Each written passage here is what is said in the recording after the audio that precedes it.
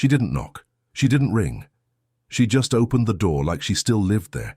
If Jon hadn't been staring out the window, lost in a silence he'd spent 2 decades perfecting, he might have thought it was a ghost. 20 years of headlines, fame, scandal, title fights, rehab, suspensions, and millions of fans, and none of it prepared him for her. Standing in the doorway, same eyes, same silence, a time traveler from a life he buried under layers of blood, sweat, and public apology.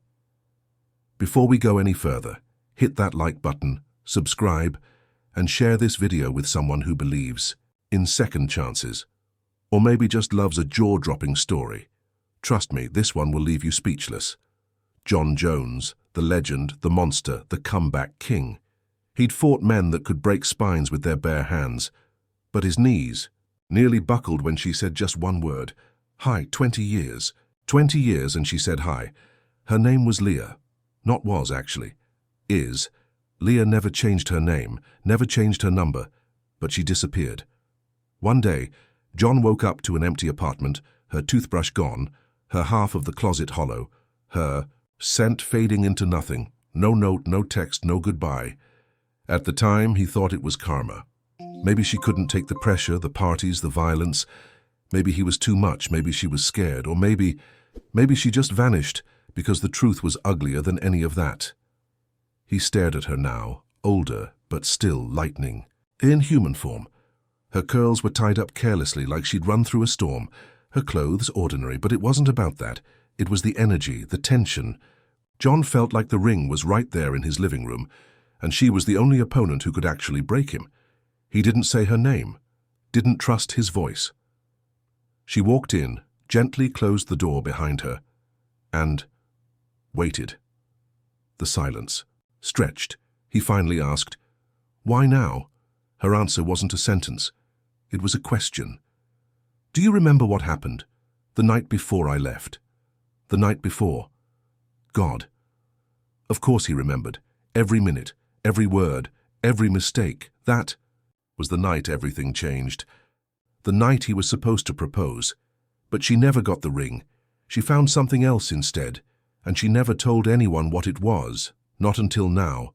And what she revealed next changed everything Jon thought he knew about himself, his past, and the price of becoming a legend. The air in the apartment that night was electric, charged with something heavy and invisible. Leah had been quiet during dinner, unusually quiet, but Jon chalked it up to stress. The cameras had been following him everywhere. The UFC had just announced his title shot. Everyone wanted a piece of him, and no one seemed to care what it was costing him. Or her. He had the ring in his pocket the whole evening, a small black velvet box that felt like it weighed 10 pounds. He'd rehearsed the speech 100 times. It wasn't poetic. It was raw, real, something about fighting for each other, building a future together even while the world tried to rip them apart. But he never got to say it, because when they got home, Leah asked him one question. Just one. Who is Cassie? At first he froze. He knew the name.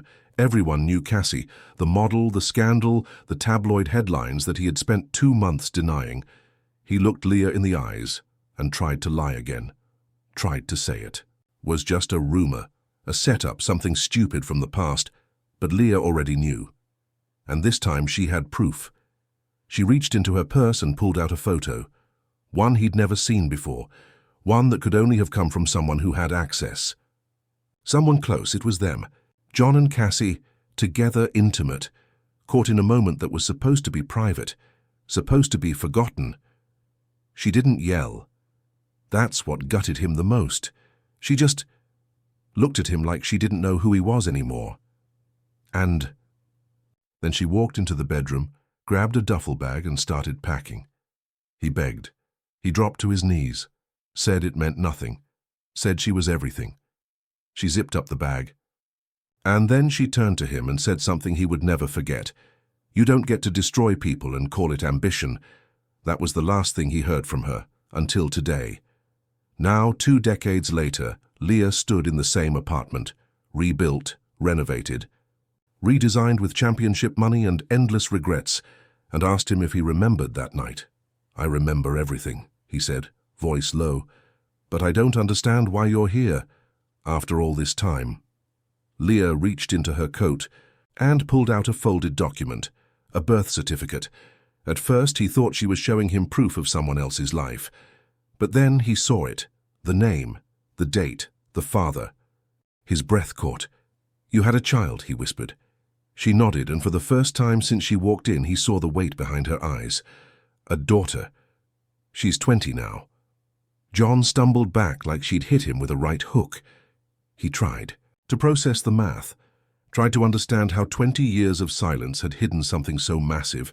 "She doesn't know about you," Leah said. "Not really. She's asked questions. I told her your name, told her you were complicated." Jon ran a hand through his hair. "Why now, Leah? Why tell me this now?" Leah's hands were shaking. She reached into her purse again and pulled out a second envelope. A photo this time, a girl, beautiful, strong jaw, fierce eyes, his eyes. "She's missing," Leah whispered. And that's when the real story began. Jon stared at the photo like it was a riddle his soul wasn't ready to solve. The young woman in the picture had Leah's mouth but his fire. Her name was Ava. She was 20, fearless, and according to Leah, gone.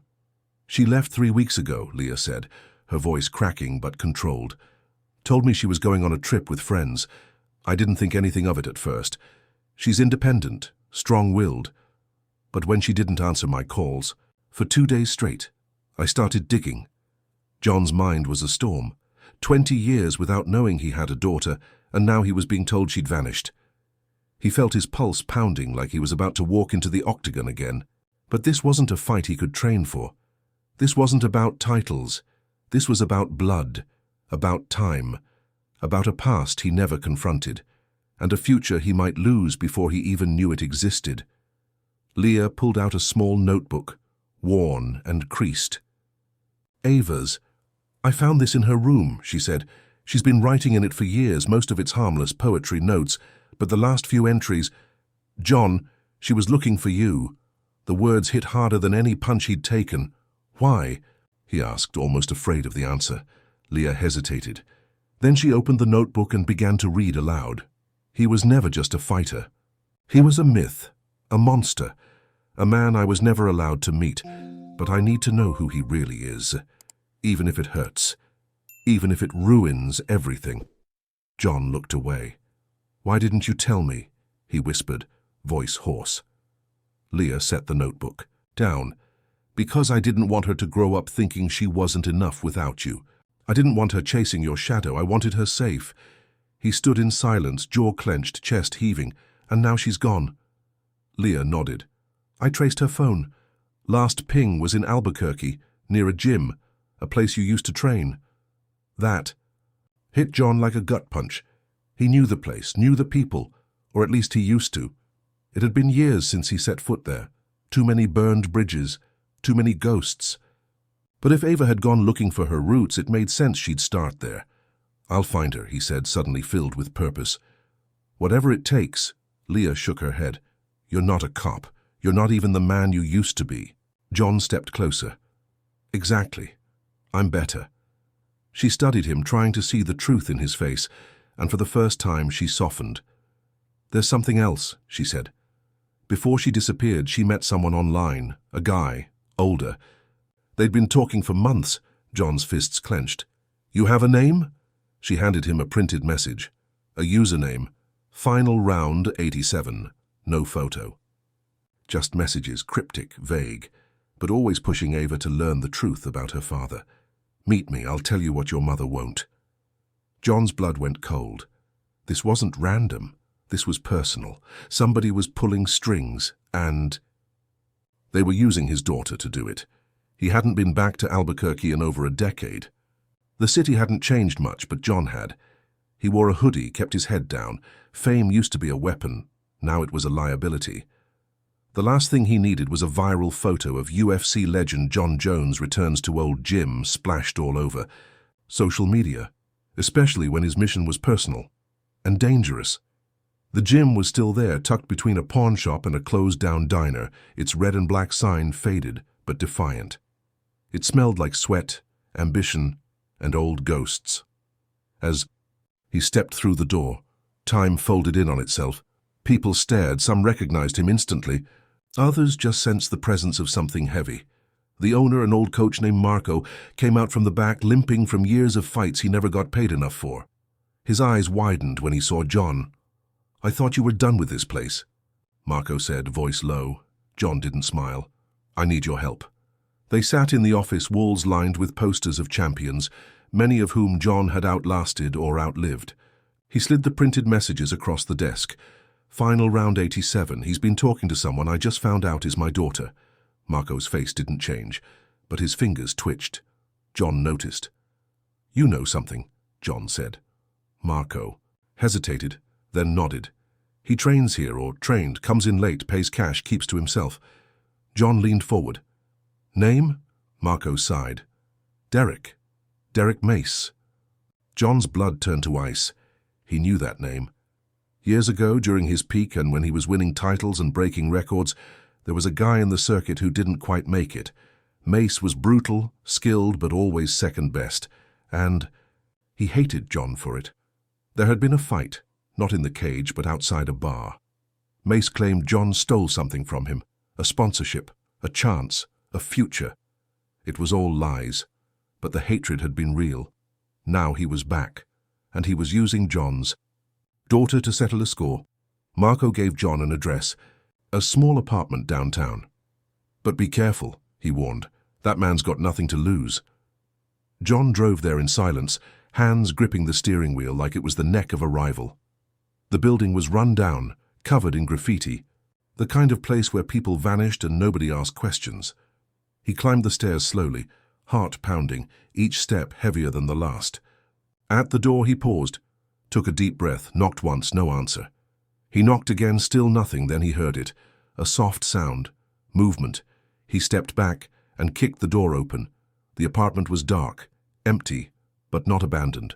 On the table, a phone, Ava's phone, and on the wall, written in thick red marker, were the words, "She came looking for the truth.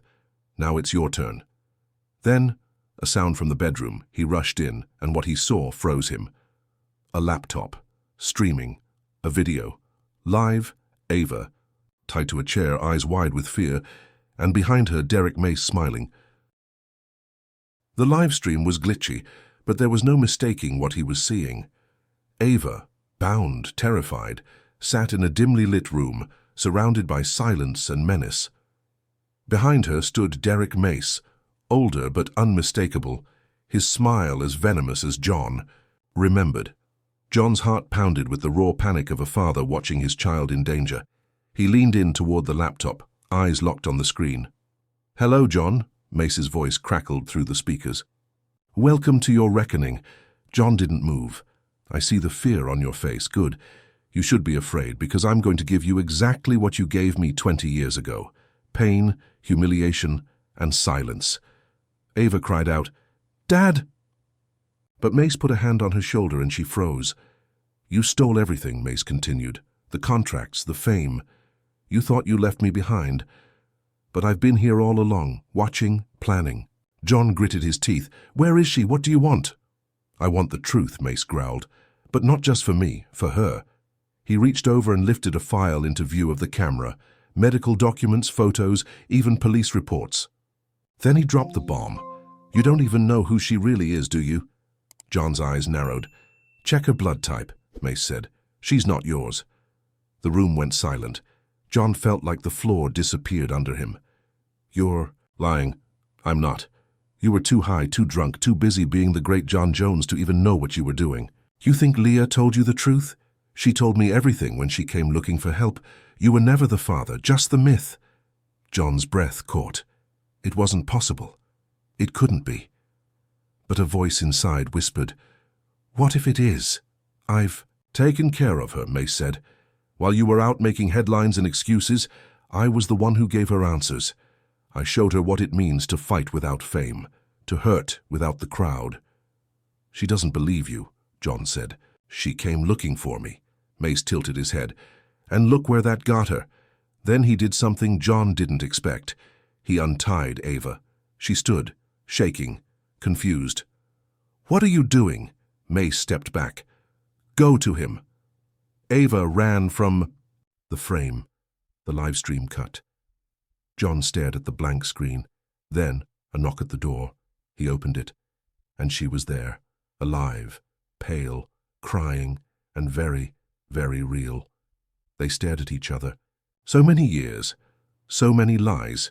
Is it true? She asked, voice cracking. What he said. Jon didn't answer at first. He pulled her into his arms and held her like he'd never let go. Then he whispered, I don't care what the blood says. You're my daughter. They cried. Together. In silence. Later they sat at the kitchen table, the past laid out between them. Leah joined them, her face full of guilt, love, and sorrow. Yes, she said softly. Mace was there when I had Ava. I was lost. I didn't. I know who to trust. I thought Jon was gone forever. Ava nodded. Then why come back now? Leah looked at Jon. Because I was wrong. About everything, and I couldn't lose you both. The truth was blurry, messy, human, but they were together, and that was enough. The next morning, the police found Mace's apartment empty. He was gone, like a shadow at dawn. Jon went public a week later. Not with scandal, but with truth. He told the world about Ava, about the lies, about the fight worth more than any belt, and the world how for once listened. Ava stood beside him, not as a headline, but as a daughter, as his daughter. If this story moved you, if it made you feel something, hit that like button, share it with someone who needs it, and don't forget to subscribe. These stories are more than just fiction. They're reflections of how fragile and powerful life can be. You never know who might need to hear this next.